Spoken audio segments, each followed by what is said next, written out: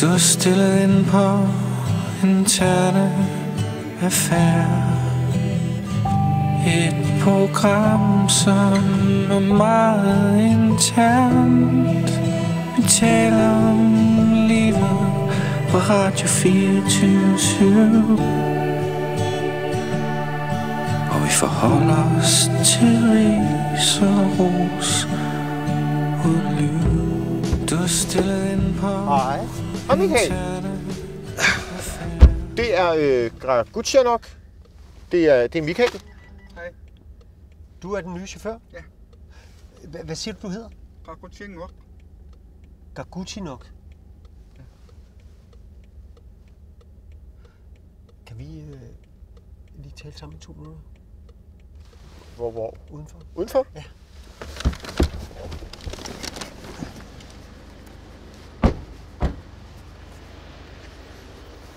Hvad er der? Du kan ikke have en grønlandsk chauffør. Det er simpelthen for farligt. Prøv at det er sådan en... Pointen er, vi har ham næsten gratis. Det er sådan en rigsfællesskabs jobordning. Altså... Men de er jo skide fulde grønlændere. De kan jo ikke køre bil. Man kan da godt køre bil. Har du set asfalt noget sted i Grønland? Nej, men... Ja, det går altså ikke. Jeg er ikke glad ved det. Men nu er han jo lige startet. Vi kan jo ikke... Jeg har jo ikke nogen grund til... Vi har jo ikke nogen grund til at sige, at han ikke kan være chauffør. Altså, og det er godt for radioen. Jeg synes, det er for farligt. Han er grønlænder, han er i jobordning. Vi har en meget hvid slagside, så det er jo nogle rigtig gode signaler, vi sender med Gutschanok. Jeg er ikke glad ved det. Du kan ikke sige til folk, mød Gutschanok. Så vi tænker, en grønlandsk chauffør, det er livsfarligt. Men kan du så ikke... Så kan du bare sige, at han er japaner, hvis du synes, det er pinligt. Det er et problem. Japaner? Man kan da godt lide en japaner. Der er jo ikke nogen japaner, der hedder Gutschanok.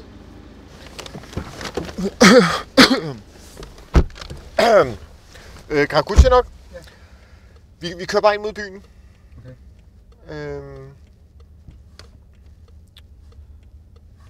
Ja. Hallo? Jeg hedder Pernille Bjarne, jeg ringer fra Kulturministeriet. Fra Kulturministeriet? Ja. Hvad drejer det sig om? Det er ikke noget farligt. Det drejer sig om, hvis du har tid nu, det drejer sig om, at jeg vil planlægge vores kulturnat. Ja. Og vi hører, om I havde lyst til at være med. Altså om Radio 24/7 vil være med? Ja, faktisk måske dig eller Michael Bertelsen. Vi har et tema om litteratur i forlængelse af ministerens kampagne med Danmark Læser. Aha. Og så har vi jo, jeg ved hun selv, har været meget glad for læsegruppe Sundholm, og vi har selv nogle idéer om at give fat i nogle mennesker, man måske ikke forventer at læse bøger. Det kunne også være nogle kendte mennesker, og så kom vi i tanke med jer og tænkte, det kunne være, at vi kunne lave et eller andet sammen, og det kunne være, at I kunne bruge det til en udsendelse også, hvis det var. Det ville der selvfølgelig være mulighed for. Ja, meget gerne. Det tror jeg sagtens, vi kan finde ud af. Kan du sende mig en mail om det? Ja, det vil jeg bare gerne gøre. Ja. Hvornår er kulturnatten? Det er den 11. oktober. Der er jeg muligvis i Sydafrika. Det skal jeg lige tjekke min kalender. Ja. Nå, I kan i hvert fald regne med mig. Det er præcis. Ja. Prøv at høre. Jeg skriver lige. Ja. Jamen, send en mail, og så hils Marianne meget fra Michael og mig. Det skal jeg gøre. Tak for snakken. Godt. Hej. Hej. Hej.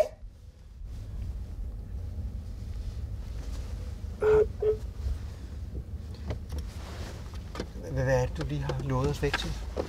Det er noget kulturnat. Jeg gider ikke at stå og spille fransk klovn på kulturnatten. Er du klar over, hvor forfærdelig kulturnatten er? Jo, men... Det er jo børnefamilier, der vælter rundt kl. 11 om aftenen i København. Det kommer ikke til at handle om litteratur. Nej. Nej, men det... Det er bare, nu trykker de det program, hvor vores navne står, og så fanger bordet, ikke? Ja. Jo, jeg bliver bare meget nemt revet med, når det er noget med Kulturministeriet.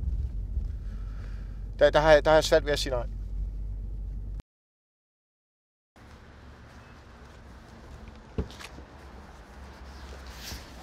Sådan. Hvad er det? Men det er en e-cigaret. Men du kan jo ikke sidde og ryge herinde. Jo, det er jo bare damp.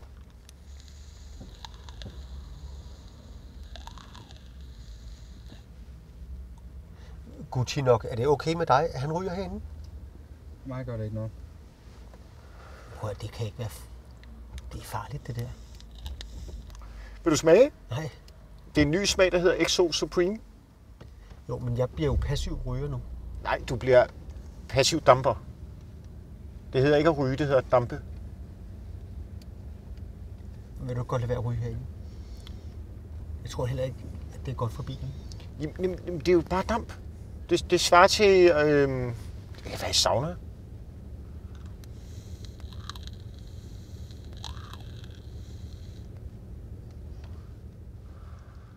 Nå, hvad skal vi nu? Nu skal vi til...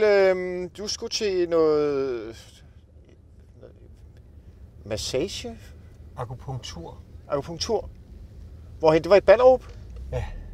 Dr. Hav. I Ballerup? Ja.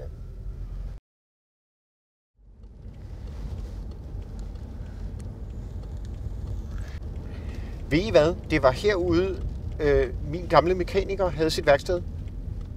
Finn fra Subaru i Ballerup.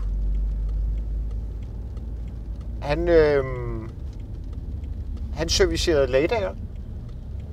Og forretningen gik så dårligt, at han havde fået psoriasis af det.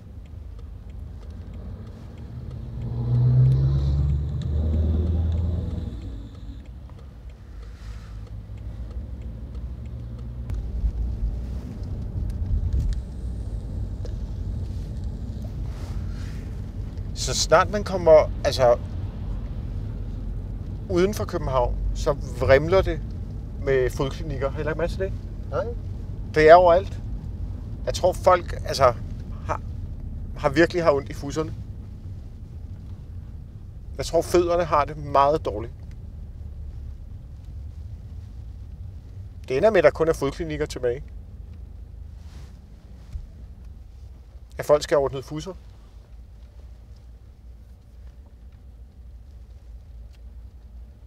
Hvis man var smart, så investerede man i fodklinikker.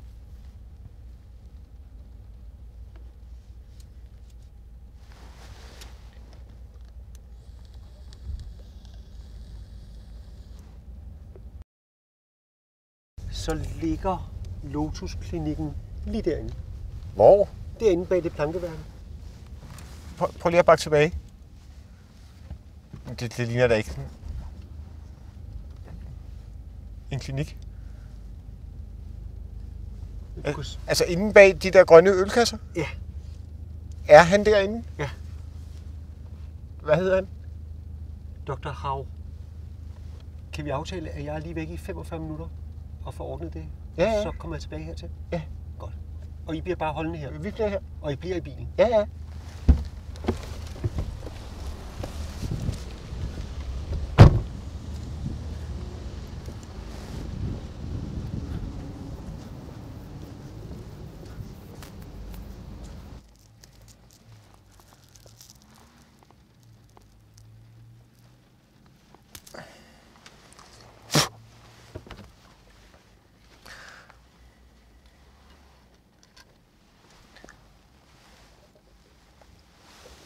Vil du have en kakutønder?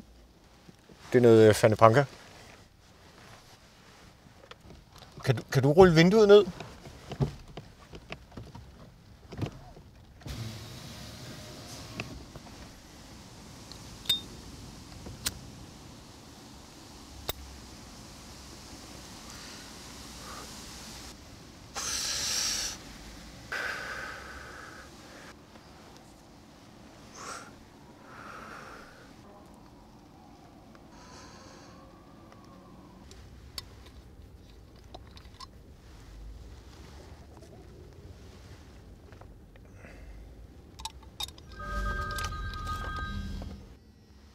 Tager du den?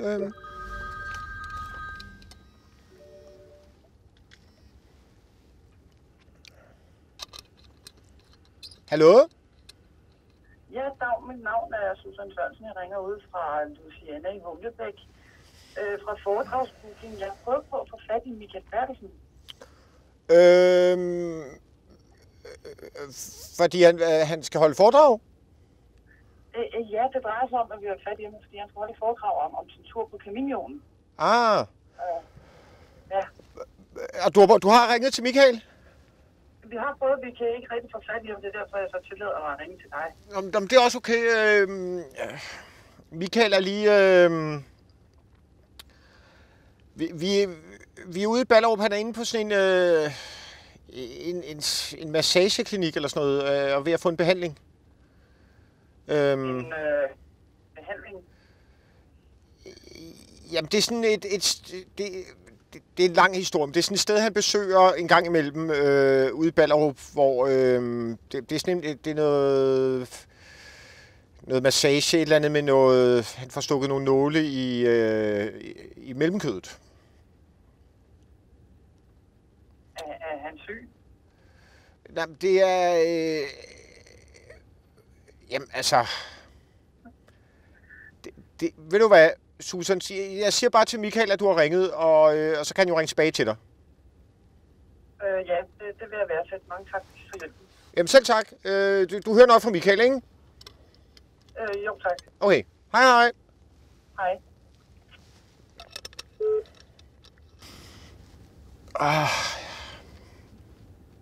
Hvor kæft, er jeg blevet skæv.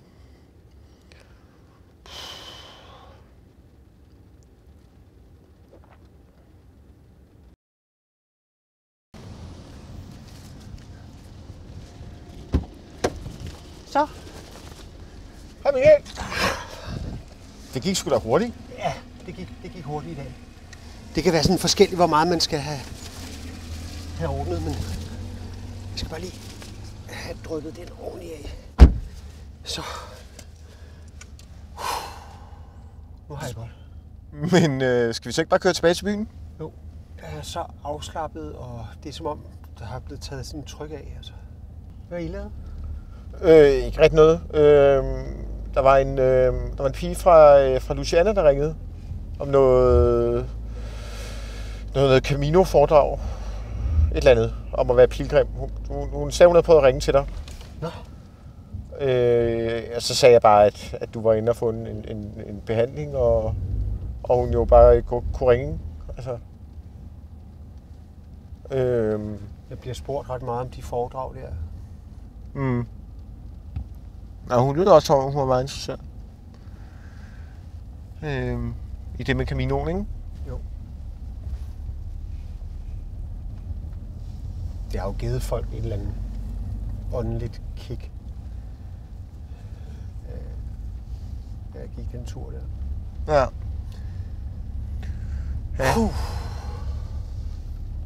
Altså, han kan nogle ting, Dr. Hav. Det må man give ham. Han kan nogle tricks. Han kan trylle, når han først Få fat i dig. begynder at stikke. Altså. Okay. Jamen det...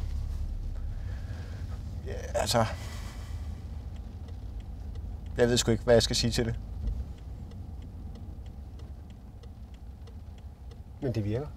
Ja, men hvis det gør dig glad, så... Så fred være med det. Og det har jo virket i Kina i over 3.000 år, ikke?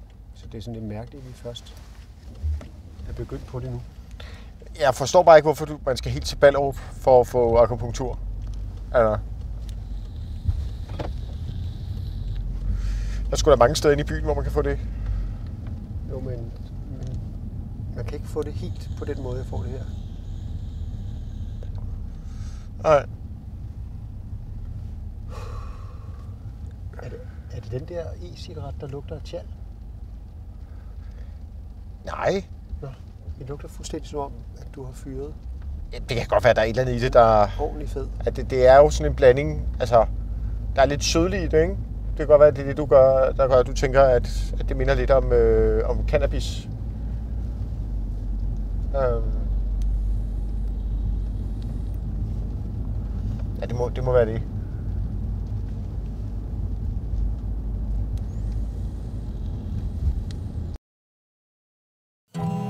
du stille ind på interne affære.